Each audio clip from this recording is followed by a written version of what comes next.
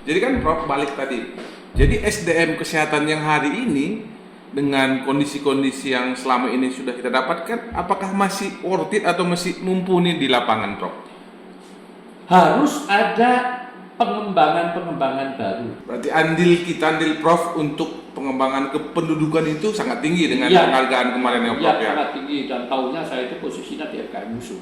Oh, Secara tidak langsung kan secara institusional memang FKM Musuh punya pakar-pakar yang memang perlu kemudian diperhitungkan.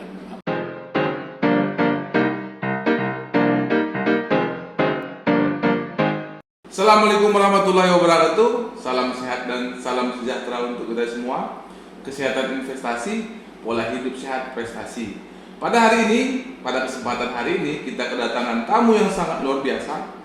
Keluarga besar FKM Musuh merupakan salah satu profesor terbaik yang ada di FKM Musuh. Selamat datang Prof Heru. Iya, Assalamualaikum warahmatullahi wabarakatuh. Salam sehat untuk kita semua. Ya, apa kabar nih Prof? Sehat, alhamdulillah. Selamat ya Prof. Kemarin dapat penghargaan ya, Mangala Karya Kencana dan Dharma Karya Kencana. Boleh cerita Prof di Sahabat Podcast itu penghargaan apa Prof? Ya, jadi itu penghargaan terhadap kepedulian dari pemangku kepentingan mitra, LSM dan sebagainya di dalam kiprahnya advokasi pentingnya program kependudukan.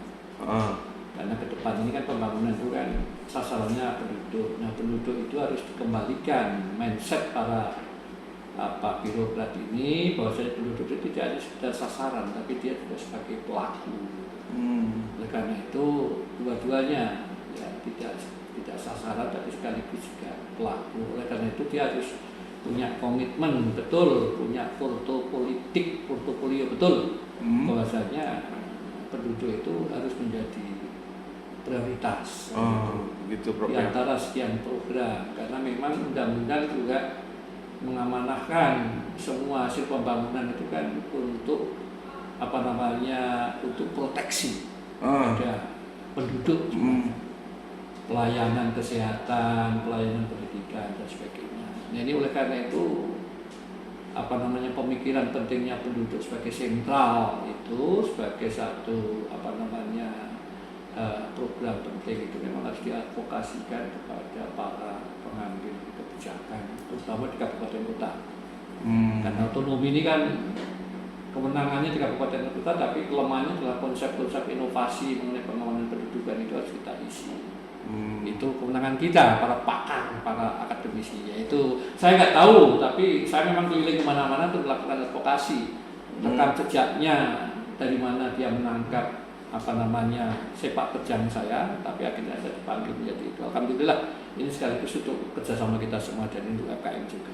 Berarti andil Prof untuk pengembangan kependudukan itu sangat tinggi dengan penghargaan kemarin ya Prof ya? Iya, sangat tinggi, dan tahunya saya itu posisinya di FKM Musuh.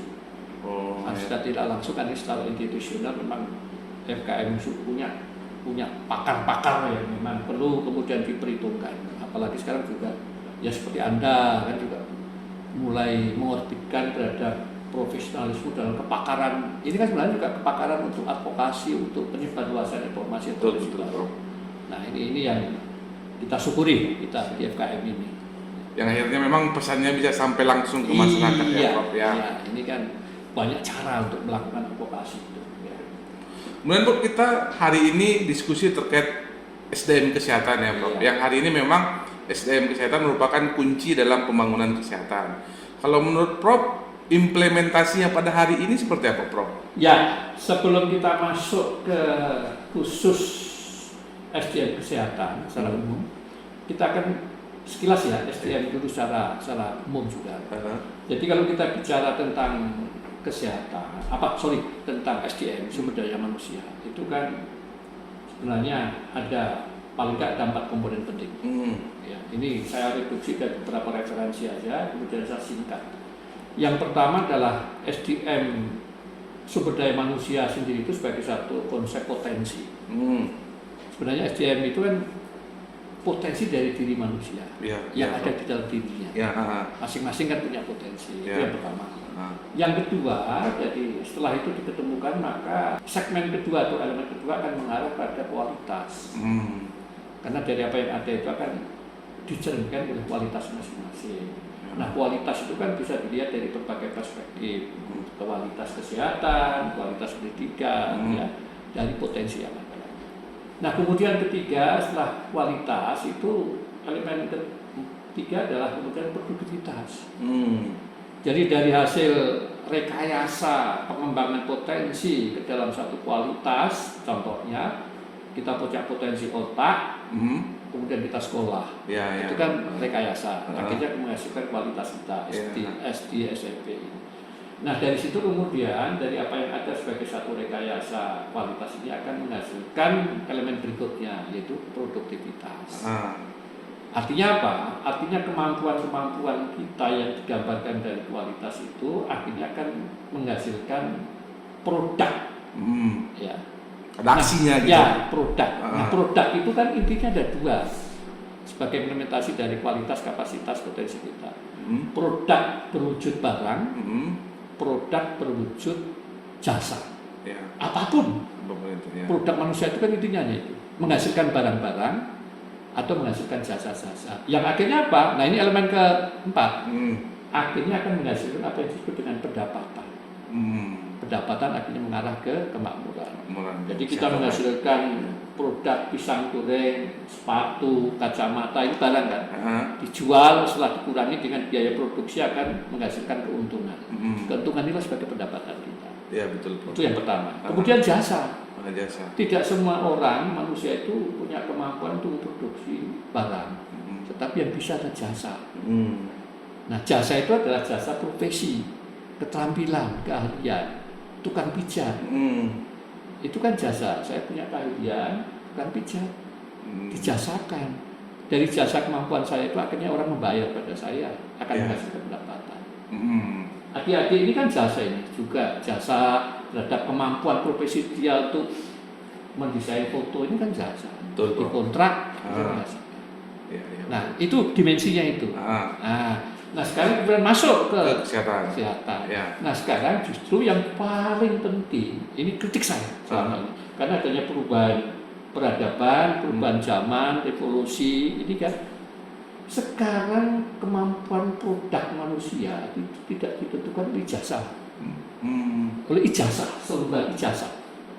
Karena potensi diri itu dengan kemajuan reformasi, revolusi itu kan kita belajar teknologi. Kita belajar sekarang tidak harus dengan kampus, dengan gedung, dengan ini. Kita bisa belajar dari online, dari Google, dari apa, gimana untuk belajar tentang budidaya lele. Budidaya itu nggak perlu kita punya di pertanian. Di mana saja bisa. Di mana saja bisa.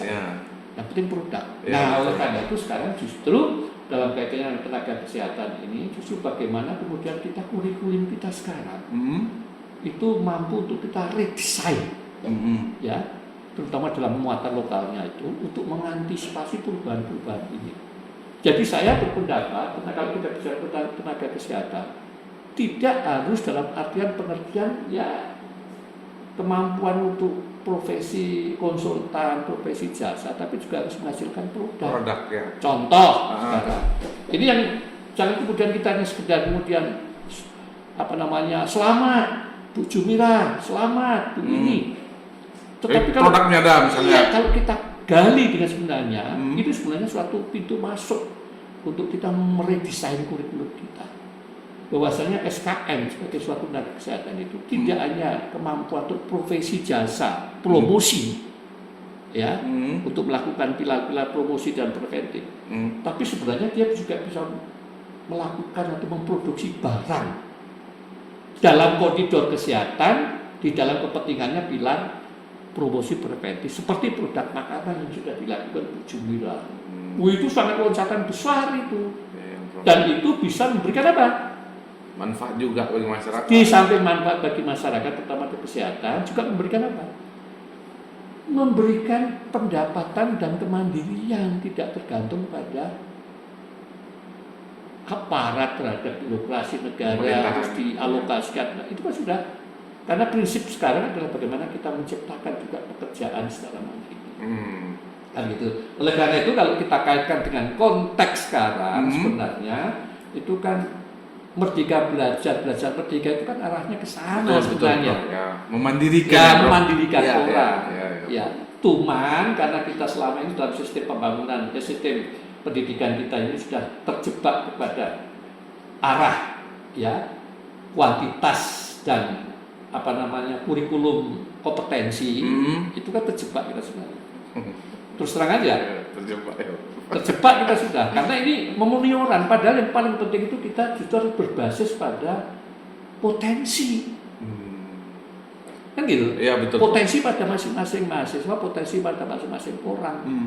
Apa yang bisa dikembangkan melalui pendidikan di perguruan tinggi. Contoh, orang kesehatan, sarjana kesehatan, dia mau bercita-cita, mau ada peluang menjadi konsultan hukum kesehatan. Ya, Kan gitu. betul, Prof.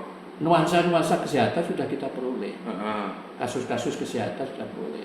Tapi dari perspektif hukumnya, itu kan kita terbatas. Ya. Oleh karena itu diberikan kewenangan, nyebranglah Hukum gitu, Prof. ke fakultas hukum Ya. untuk melihat, untuk mengikuti mata kuliah yang terkait dengan perspektif hukum dalam posisi kita sebagai orang kesehatan itu. orang kesehatan. Kalau kita mau menjadi konsultan hukum, apa mekanisme hukumnya, bagaimana regulasi hukumnya, nyebranglah ke sana. Sehingga apa?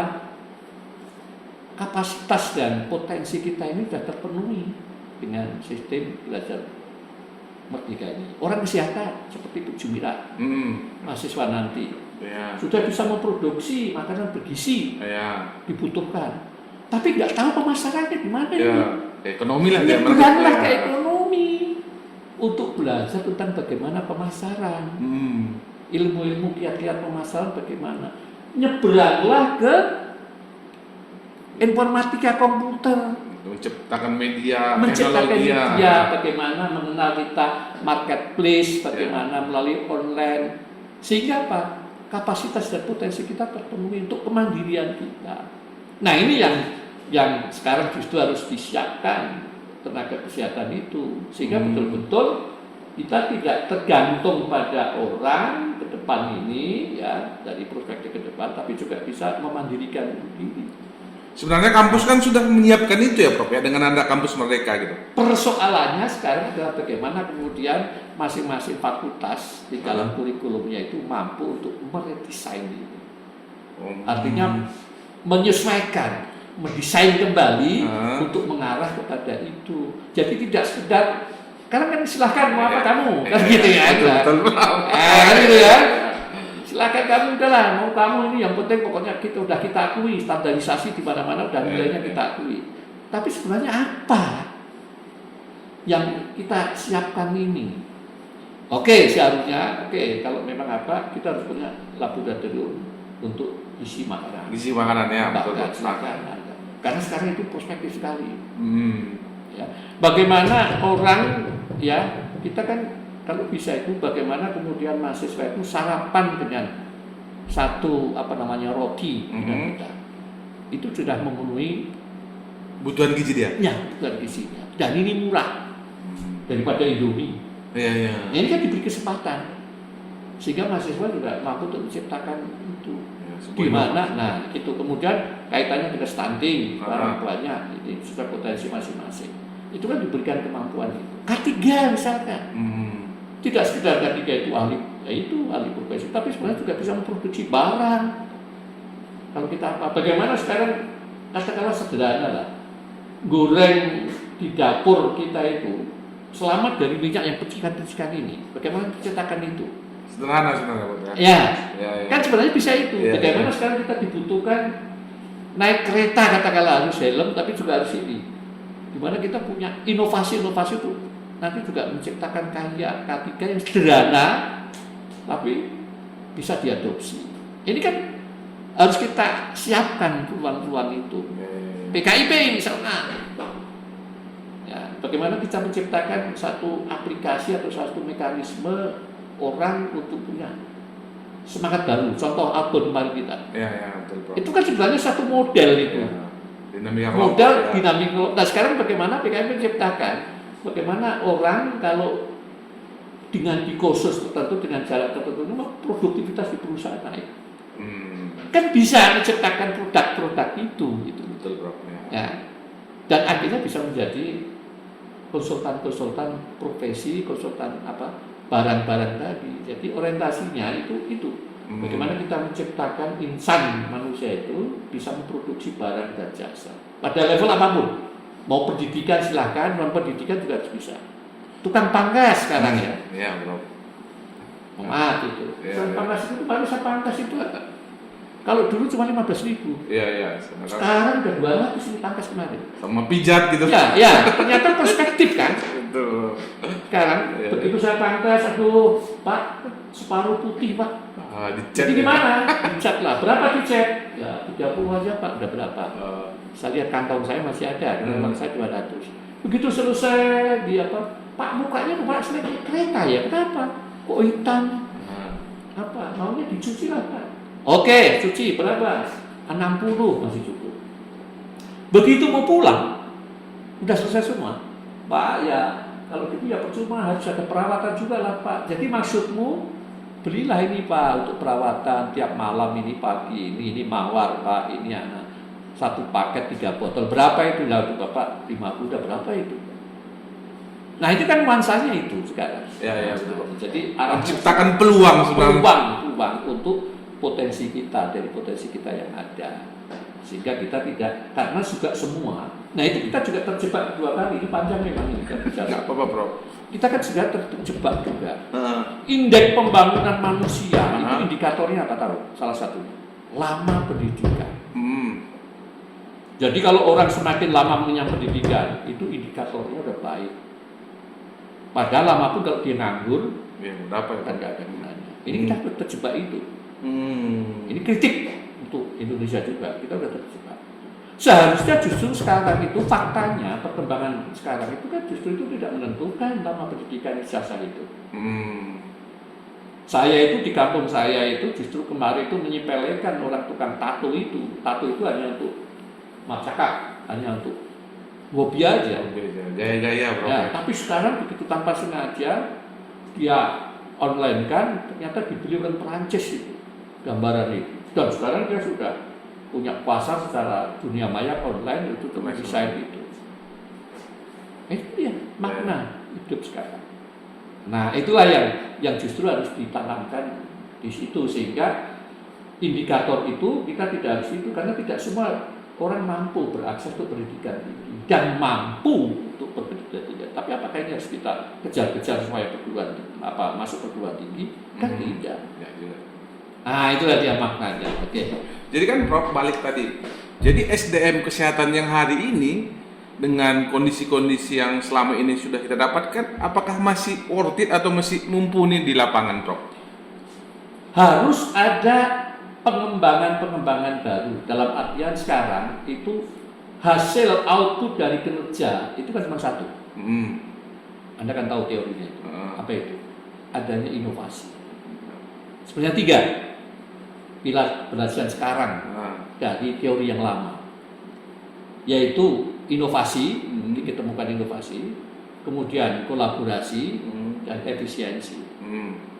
Itulah sekarang yang dibutuhkan di dalam kerangka peradaban yang sudah ada, di dalam kerangka tantangan ke depan. Nah ini yang harus sekarang kita suntik menjadi sasaran baru. Ya, jadi bagaimana kemudian para tenaga itu mampu untuk mempunyai inovasi-inovasi baru. Karena inovasi itu yang akan memecahkan segala hambatan dan kendala. Inovasi. Nah, kedua adalah kolaborasi. Kita harus menciptakan keterkaitan akan kerjasama dengan mitra-mitra yang bisa kita apakan. Tidak bisa itu, karena apa? Karena kita keterbatasan dana, sumber tenaga tadi, makanya kolaborasi sangat penting. Yang ketiga adalah apa yang kita lakukan di dalam kolaborasi itu kan sebenarnya untuk menuju ke efisiensi. Karena keterbatasan kita dibiayai orang. Ya, ya, ya. Misalkan KKN kita, kesehatan kita, KKN tematik, kita apa? Kita bisa melakukan KKN tematik khusus yang kita tawarkan kepada mungkin BKKBN, mungkin Dinas Kesehatan, itu kan sudah share alokasi pembiayaan. Ya, jadi ini kan menuju efisiensi. Nah, ini yang harus sekarang fokus kita gitu. Iya, tumbuhkan itu. Dan kedua adalah bagaimana kita sekarang harus melakukan pendampingan untuk menggugah potensi yang ada pada tenaga-tenaga itu sesuai dengan kemampuannya, ya kepada kemampuannya untuk meningkatkan kinerja dia. Ini yang apa? Kelemahan ini, karena sekarang kinerja utama itu tergantung inovasi. Kita nggak boleh monoton seperti itu, harus ada inovasi, gebrakan baru, inovasi baru. Jadi untuk menciptakan inovasi di sumber daya manusia tadi butuh dari awal kita harus ciptakan juga. Nah, oleh karena itu untuk inovasi satu kuncinya harus melibatkan mahasiswa, melibatkan tenaga pada problem-problem yang di lapangan. Evidence based berarti. Iya, dari situ kan akan ditemukan nanti dengan mekanisme tertentu, ya, dengan tambahan tadi, ya, kebersamaan, kemampuan dan sebagainya, atau kemudian tim dalam tim dan sebagainya yang kemarin kita apakan itu, lakukan juga itu di outbound itu kan, itu juga akhirnya terjadi inovasi. Kalau begitu gini. Contoh sederhana ini yang saya juga berikan pada pemerintah dalam kerangka inovasi dan efisiensi. Dukcapil, tahu kan? Tahu Pak. Nah, itu kan intinya adalah mengcover administrasi pendidikan itu seluas-luasnya, cepat. Kan gitu kan. Kemudian juga semua data itu harus binding address sekarang. Ya. Nah, kemarin saya kolaborasikan antara Dinas Kesehatan dan PPKB inovasinya. Bagaimana setiap orang yang lahir di bidan, di pelosok-pelosok di rumah sakit yang lahir, otomatis begitu keluar diberikan sertifikat akte kelahiran. Kan syaratnya cuma katanya 1x24 jam selesai, asal KK lengkap, KTP ada, akte kelahiran ada. Ini kan program kolaboratif yang efektif efisien. Ya, betul. Siapa bidan, cuman spesialnya bidan harus melapor. Ini ada kelahiran saya, ini dilengkap KTP-nya, KK-nya. Silakan Dukcapil untuk kemudian menerbitkan. Ya, dengan model WA aja udah kirim WA-nya, ini udah selesai. Sangat efisien sebenarnya. Efisien, kolaboratif contohnya. Begitu mau terus diantar atau bisa di-print sendiri sekarang kan. Iya. Jadi sekaligus itu mengcover orang mau tidak mau, akhirnya kalau melahirkan itu pasti bawa KTP dan KK. Dan ini akan senang sekali. Sekarang zamannya, ya, bupati wali kota sekarang itu, gubernur kita, begitu kita lahir dapat KK langsung. Akte. Dan dirasa, cakap ini, usah kampanye segala macam, dan otomatis itu dirasakan betul ini. Iya. Nah, ini kan inovasi, contohnya gitu. Nah, hal semacam ini, nah itu yang paling penting. Akhirnya masyarakat terpuaskan. Rasa.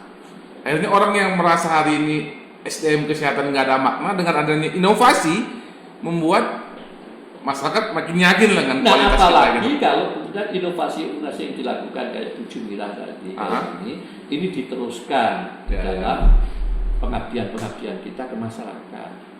Ini kan akan berapa lagi? Berkelanjutan lagi. Justru kalau bermanfaat, saya malah justru kemarin ngapain dipatenkan? Bisa digunakan banyak gitu. Ya silahkan mau pakai, sehingga nggak apa. Yang penting kan masyarakat kan sejahtera, maju, sehat. Tapi kalau paten yang terbatas nanti kalau kan harus harus bayar royalti, ini kan repot. Makanya saya kalau punya saya lepas saja, nggak saya paten. Silahkan orang mau nyontek itu saya silakan. Seharusnya begitu ya, tapi kita kan terjebak oleh hal yang sifatnya administratif ya. Jadi dengan adanya inovasi ini membuat sebuah sumber daya manusia kesehatan itu makin baik lagi. Itu yang paling penting. Dan kaitannya dengan SKM kita sekarang harus mendesain bahwasanya kita harus 2 output kita. produk dalam artian barang, produk dalam artian jasa keterampilan. Karena intinya nanti kita ke depan, kalau kita bicara tentang prospek ke depan, itu kan yang paling penting kita sekarang kan perlu konsultan keluarga. Ya Prof ya. Unik paling kecil kita Kecil, adalah sasaran kita kan hilirnya adalah keluarga. Keluarga. Nah kita sebenarnya harus punya konsultan keluarga. Nah sekarang juga bagaimana SKM itu kita siapkan untuk menjadi konsultan keluarga profesinya.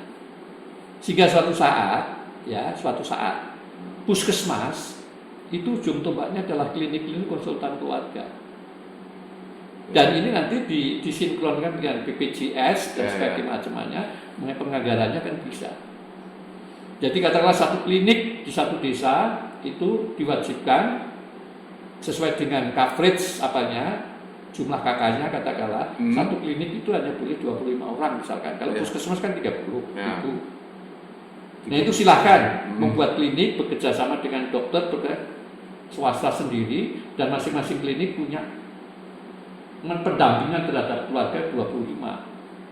Jadi dia tidak hanya datang tapi dia mendatangi untuk mengecek gimana Bu perkembangan setiap bulan ini.